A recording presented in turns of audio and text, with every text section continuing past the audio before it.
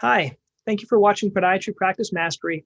I appreciate you showing interest in these videos, and they're coming out weekly, and I hope you have interest in them. Underneath this video, you're going to find some other resources based on the topics we've addressed. Also, we're putting together some group sessions you might be interested in.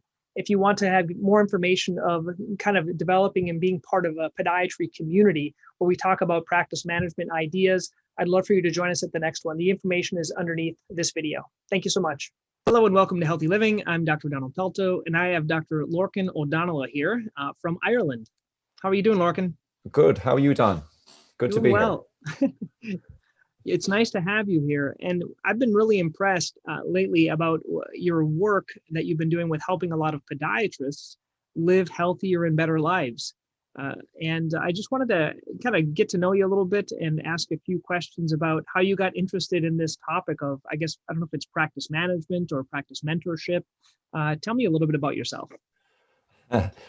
So I qualified in London Foot Hospital in 1998, and in 2005 I always had an urge to be my own boss. So I went and I opened my own clinic, and naively, like most clinic owners, kind of assumed that all I had to be was just really good clinically. So I focused significantly on MSK and biomechanics, and if I say so myself, I was pretty good. I am still pretty good at it.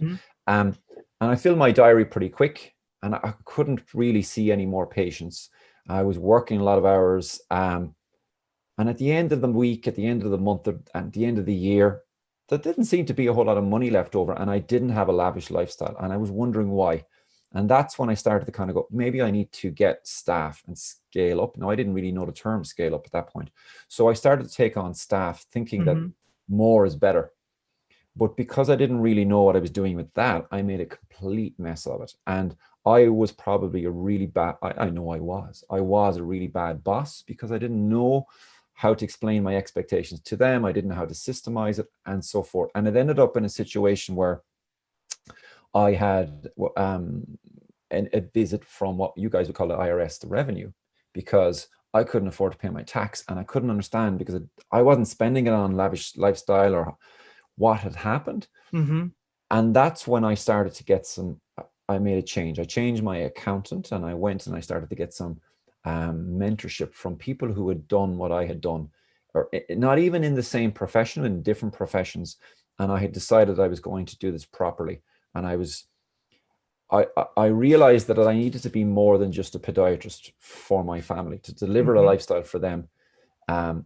And I got into the seriousness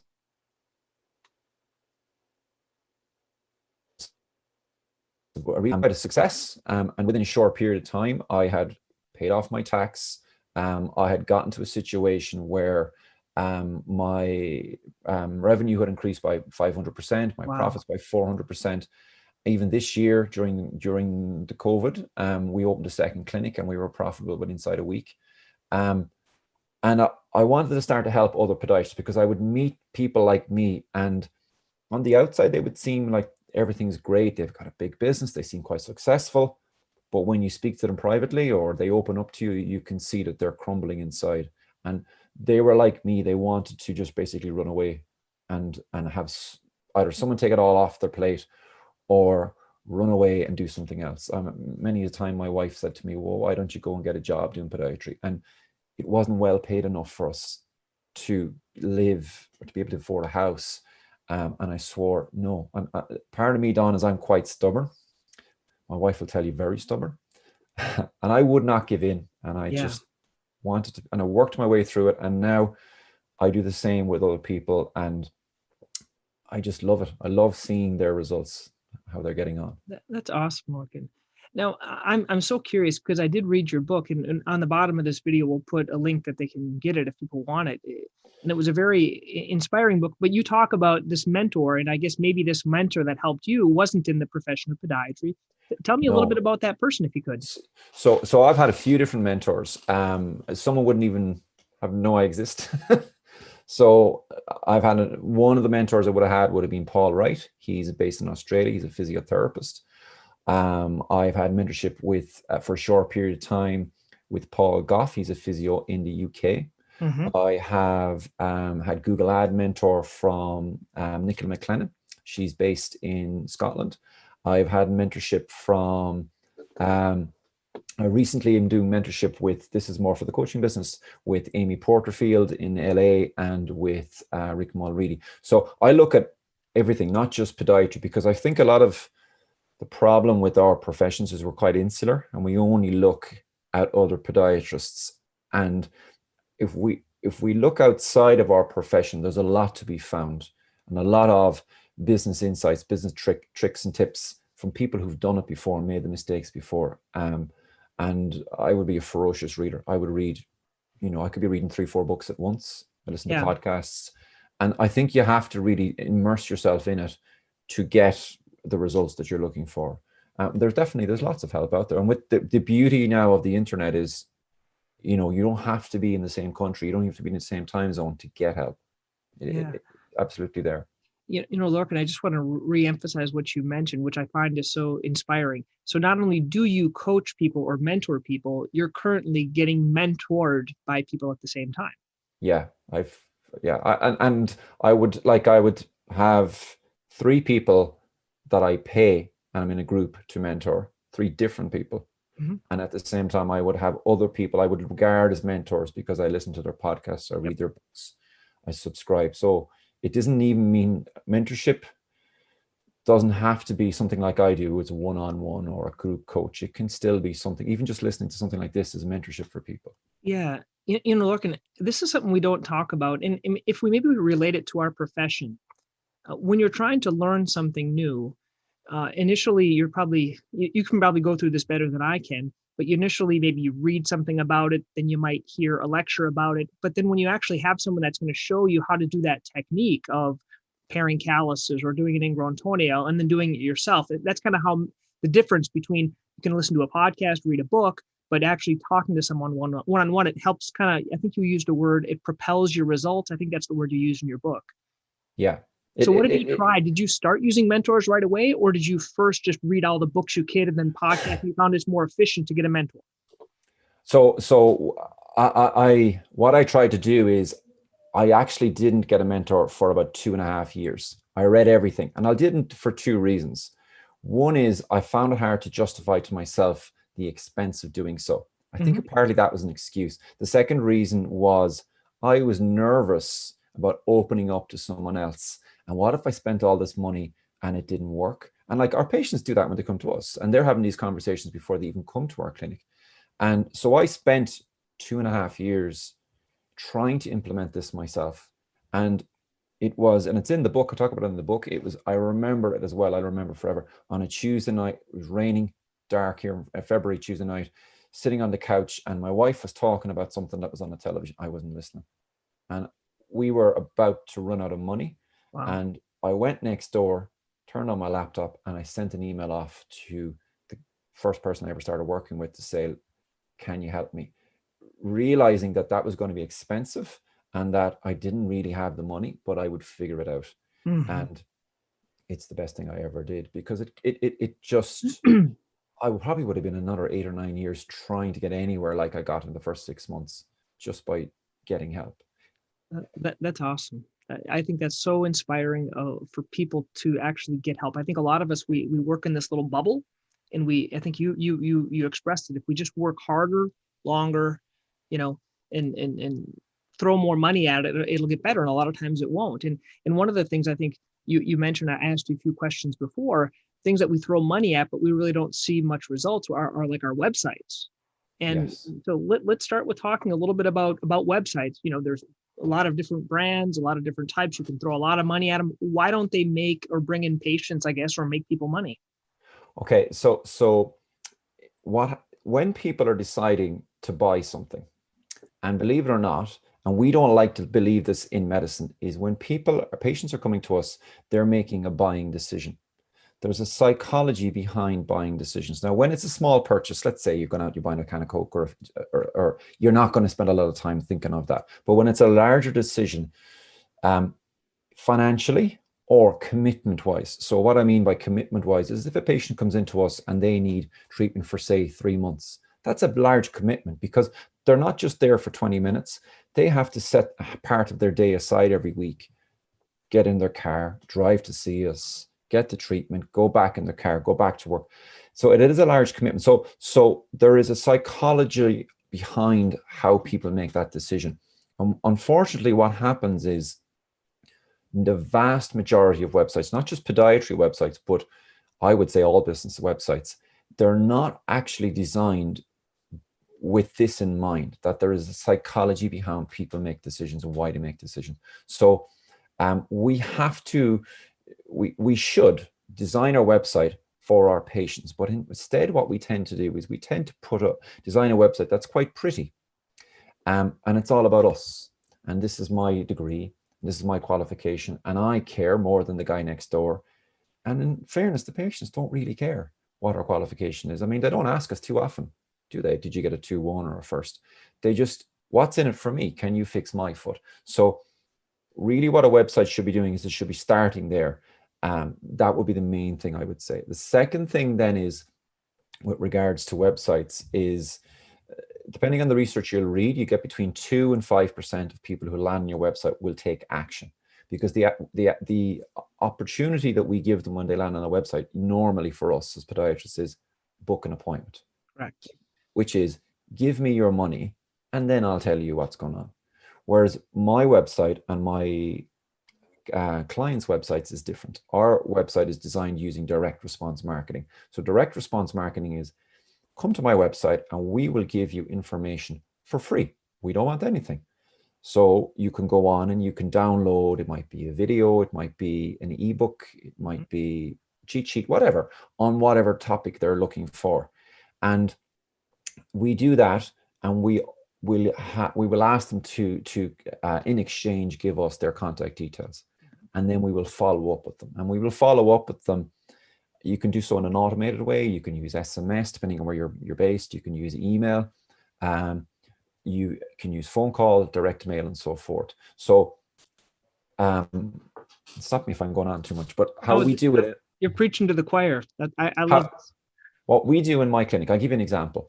So we will run a Facebook ad on plantar fasciitis, and it will interrupt people's feed. They're sitting down on a Saturday night and they're watching television and they're looking at their phone. That's what everybody does now. So decisions are made at 7 o'clock, 8 o'clock on a Saturday night. They're not actually made when we're open. So my clinic is there to help you at 8 o'clock at night. So you'll see it, you go, oh, I've got that. I click on it and I can get to a landing page, which is about nothing other than plantar fasciitis. It doesn't have any leads out to, here's my blog or anything like that. And then I give you a free report, for example, on plantar fasciitis, things you can do at home. Patient gives us their contact details, and then they get to read the book, and they will get an automated email sequence for about 90 days, but we will call them on the very next working day, and we will initiate a conversation with them. And we will, so the team that does this for me, they have been trained. I've trained them to understand the psychology of why that patient is in that position, and what we need to do to get them from a position of skepticism, and it's a varying, spectrum of how skeptical they are, to the position where they're willing to give us a go. And we move them through phone call to do so. And the call could be 15 minutes, 20 minutes. And I will tell my staff, when you're doing that call, the longer you're on the phone, the better, because it's more likely they'll go ahead. And at that point, I would say in about 50% of cases, we kind of, depending on how we think the patient's responding, we'll give them a free appointment. We actually don't take any money off them. And we bring them in, and then my podiatry team will then carry on that conversation and convert them then into paid appointments, which are longer. So in my clinic, so in my competitor's clinic in the city, the patient will come in for one appointment and they might come back for a second. In my clinic, they'll come in for one appointment and then they'll commit to a 3-month plan, and they'll do so upfront. And that's meant that our patients are getting, they're getting better because they're sticking to the plan, they're compliant, and therefore, because they're getting better, the word spreads and we get bigger and bigger, and it's an exponential kind of a thing from there. Lorcan, something interesting that you said, and we have an obligation as a doctor to do everything we can to get the patients better. Yeah. a lot of times to their dismay, they're not improved, they're not made better because they really don't understand how long they need to be treated, what are the treatment options, and they're just kind of they're confused. I think a lot of people just confuse them without knowing what's going on. Yeah, and a confused mind will make no decision. They just won't make any decision. Even today, I was speaking to one of my podiatry team, and she's struggling a little bit with her conversions and the getting patients to go ahead. So her clinical work is brilliant. Her decision making is brilliant, but she's not, because she is nervous about taking patients' money off of them. Therefore, they can pick up subconsciously, this person's not completely convinced, therefore I won't go ahead. And her numbers are significantly less. So we had a conversation and I said to her, look, our job is to help that patient get better. So I gave her an example of somebody who didn't go ahead and only came in for one appointment. And we would charge, say, €165 for that initial appointment. And I explained to her in a nice way, look, that lady came in with this and she spent 165 quid. Is she better? No. So to a degree, you've wasted her money because you weren't able to get her to go ahead because you don't believe in the system yourself. So I could see the penny starting to drop with her, that look, I'm actually doing them a disservice by not getting them to be compliant, because if they're not getting compliant, they can't get better. And, so what you do is you put your patient front and center and your website included in that. And if you do that, everything else will flow. And I would have said to the same girl, look, by no means should you ever give a patient a treatment they don't need just to make some money. That would not be what I would ever ask you to do. Do what's best for that patient. I think that's great. I think a lot what you're talking about, which we don't get any training in school, Lorcan, is psychology. I always enjoyed, I guess you could call it sales or marketing, because it was only applied psychology to help people get better or help people make the proper decision for themselves. What are some of the books that are easy to read? Yeah, I'm assuming I'll know some of them, but tell me some that you recommend your clients read. Okay. So let me think. Probably the best book I would recommend would be Influence. Is it The Science of Persuasion? It's by Robert Cialdini. I always get a bit confused on that's the one. Influence. And that's probably the first one I read. I went, oh. So like an example in that, Don, would be when a patient comes in, if you give them, so he has this research, and it's all researched, okay? It's not just off his head. So we love research, don't we, us medics? If a person comes in and you're selling something and you give them a can of Coke without even them asking for it, 50% more people will go ahead. So what we did is we sat down in our clinic and we thought, well, we want our patients to actually go ahead and be compliant, get better. So when they come in, we give them all a cup of tea on a nice fine bone china. And it isn't actually so that they have a nice cup of tea or a coffee, whatever they want. It's because psychologically, through reciprocation, they are more likely then to actually commit to the treatment once they meet that podiatrist, and therefore to get better. So that was one of the books I would have read. What else? I would have read pretty much all of Dan Kennedy, which is Magnetic Marketing, or GKIC, and he talks about this a lot.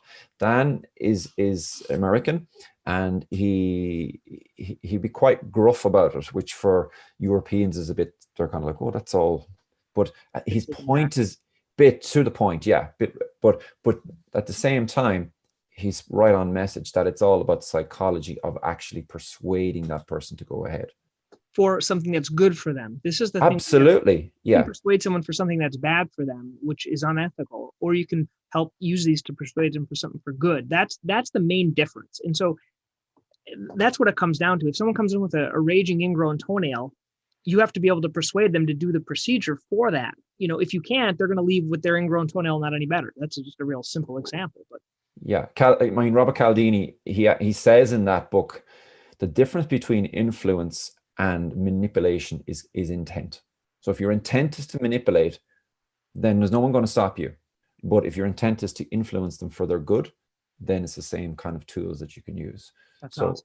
Yeah, that depends on you and your ethics. And I think, I'm assuming all podiatrists' ethics are top notch anyway. We tend to be.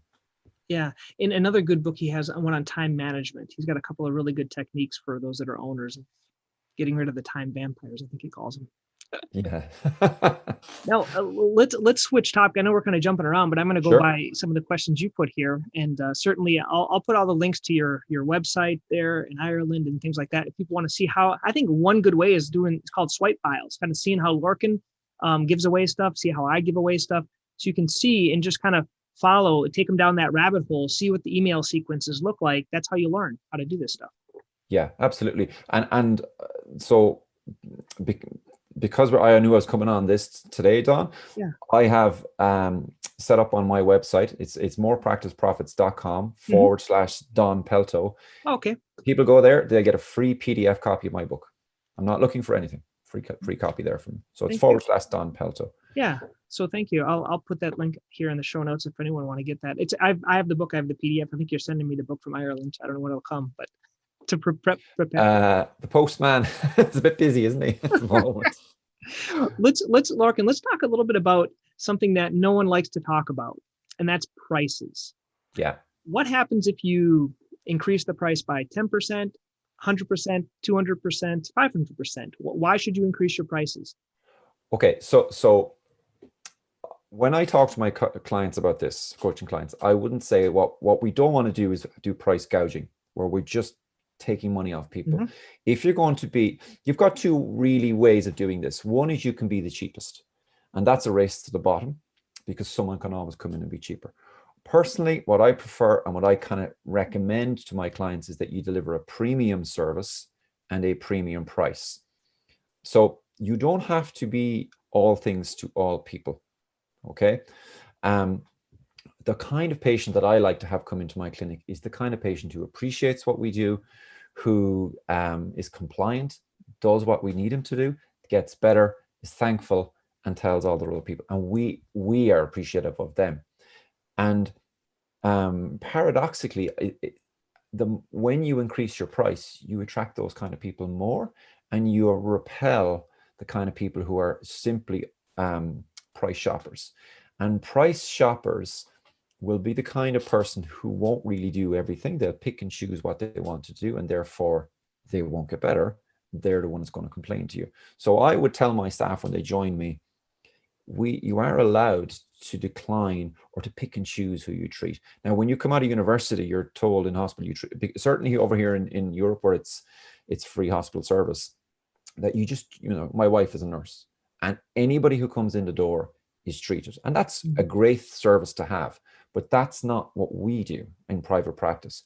Because if your price is too low, you can't make a profit to reinvest in your staff, to reinvest in your patients, to reinvest in the business, and to make it worth the while for you. Because as a business owner, it is very, very hard running a business, and you need to be financially, let's be straight honest, you need to be financially rewarded. Otherwise, you're just going to go and get a job. Yeah. And if we go and get a job, you're no use to any patients. So pricing isn't as big a barrier as people think, as podiatrists think. Mm-hmm. Us medics, we will spend more time worrying about the price than the patient will. You will obviously get some people that no matter what, they'll want the cheapest. And they're not the kind of people I want to attract, because I cannot keep them happy. So, I mean, if it was the case that price was always the issue, then why does 50% or not 50%, why does well over 90% of Americans have a smartphone that costs more than €1,000, yet they never have €1,000 in savings in their bank account, over 50% of them, ever in their lifetime? Yeah. And it's the same across the world. Price is objective, and it's subjective rather, and right. It's very much built into value. And what value means is, can you deliver good quality service and value and outcomes to that patient? So I had a client yesterday actually who emailed me, and we had just started to explain how we do packaging. So we package the care, and we charge a one-off larger price, mm-hmm. whereas what she had been doing is a one-on-one. And she had a lady who'd come in for just a routine chiropody, and she was given out about a physio she'd been to see for her neck, and that she stopped going. And that my client emailed me to tell me the story, that she said, why did you stop going? You'd gone 4, 5, 6 times and you'd spent this money. And she said, because I didn't feel I was going to get any better. I didn't know when this was going to finish. And she said, my client said to her, if they had said to you, it's, €1,000, and it's going to take 3 months, but it's not going to cost you any more. Now, bearing in mind, this lady only had spent about 300 quid. Would you have done that? And she said, well, if he could have given me a guarantee, he could have fixed me, I'd have given him €2,000, but he couldn't.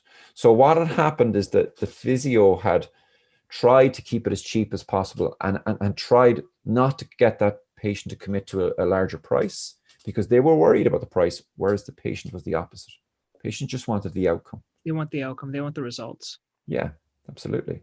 That's awesome. A personal thing in our office where there's a couple of ways of reducing certain patients that you want to see less of. I think there's certain patients we want to see more of and certain things you want to see less.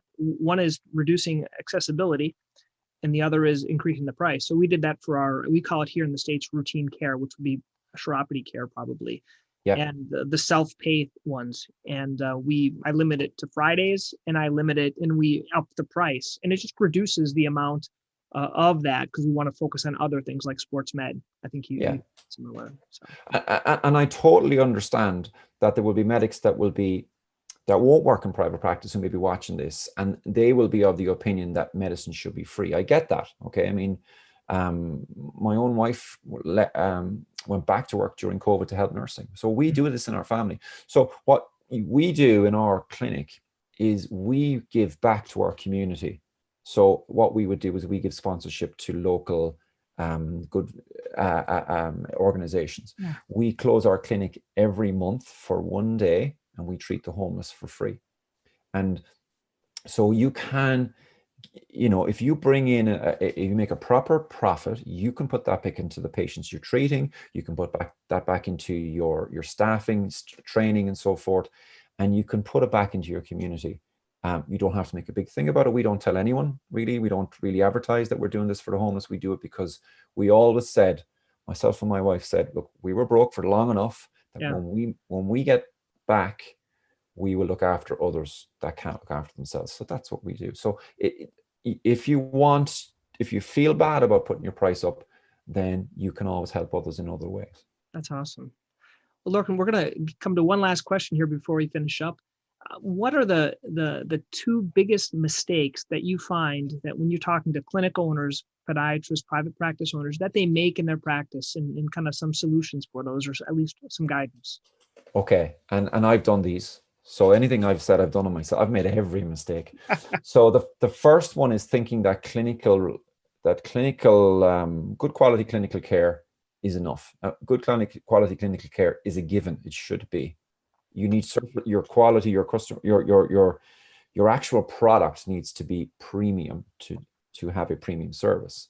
But that's not enough. It's no good being the best podiatrist in your city if nobody knows you're there. Yeah. Or if nobody cares that you have done that master's or done that degree or whatever, done that CPD meeting. That's the first thing I would say. The second thing is we don't understand what our patients are looking for. We think our patients are buying podiatry. They are not. They don't really care what a podiatrist is. What they care about is themselves and their outcome. And so they should. Can you fix my heel pain? So we think they're coming into us because we're a podiatrist, because we care more than the next guy. We think that they're coming in because they want us to fix their plantar fasciitis. They can't even spell plantar fasciitis. They don't want to know. What they want is an emotional outcome. I want to be able to get back to my normal life. I want to be able to go for my run if I wish. And we don't understand that. And when we don't understand that, our messaging is completely wrong. It doesn't resonate with our patients. Therefore, they don't come to us to begin with. And when they do, they don't actually convert into plan of care and they don't comply when they do. So they don't stick with us. We get a huge drop-off rate. They're the two biggest things I would say. Awesome. Solutions to both of those. So the solution would be, the first one would be, you need to realize that if you're in business, you need to run it as a business while still delivering good premium and best quality medical practice. And the solution to the second one is understanding business. And business is psychology. It's person to person. It's getting someone to know you, to like you, and then trust you.